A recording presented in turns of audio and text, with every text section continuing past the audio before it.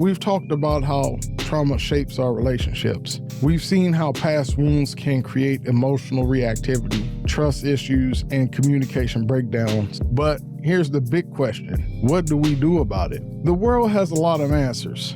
Self-help, therapy, cutting off toxic people, and while some of those things can be helpful, they're not the full picture, because healing isn't just about managing pain, it's about transforming it, and only God can do that. Think about how Jesus interacted with people who were hurting. He didn't just tell them to think positive or try harder. He saw them, really saw them. He acknowledged their pain, their fears, and their brokenness, and then he did something incredible. He spoke life into them. And that's what God wants to do with us. He doesn't ignore our wounds. He doesn't rush us through healing. He meets us right where we are and walks with us through the process. So here's the first step that you need to take. The first step is you need to recognize the wounds. The first step to healing is awareness.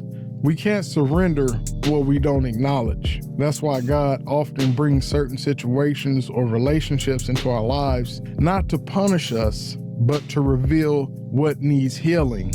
Maybe you've noticed a pattern in your friendships, feeling like you always give more than you receive. Maybe you've struggled with conflict in your marriage and can't figure out why small disagreements feel so big. These aren't random. They're invitations to pause and ask, God, what are you trying to show me? Psalms 139, 23, and 24 is a powerful prayer for this. And it says, search me, O God, and know my heart. Try me and know my thoughts, and see if there be any grievous way in me, and lead me in the way everlasting. Once we recognize the wound, the next step is surrender. And let's be honest, this is the hard part, because surrender means trust. It means bringing our pain before God and saying, I don't want to carry this anymore. I don't know how to fix it, but I trust that you do. Matthew 11:28 reminds us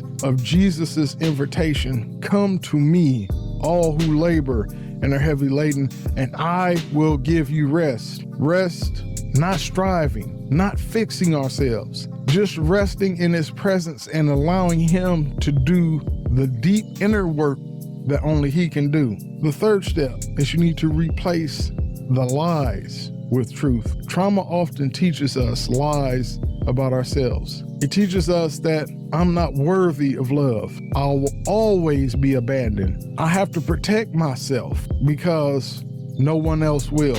God's truth is completely different. According to Ephesians 1:4, you are chosen. According to Romans 8:38-39, you are deeply loved. According to Deuteronomy 31:8, you are never alone. Healing happens when we stop letting our wounds define us and start letting God's word define us.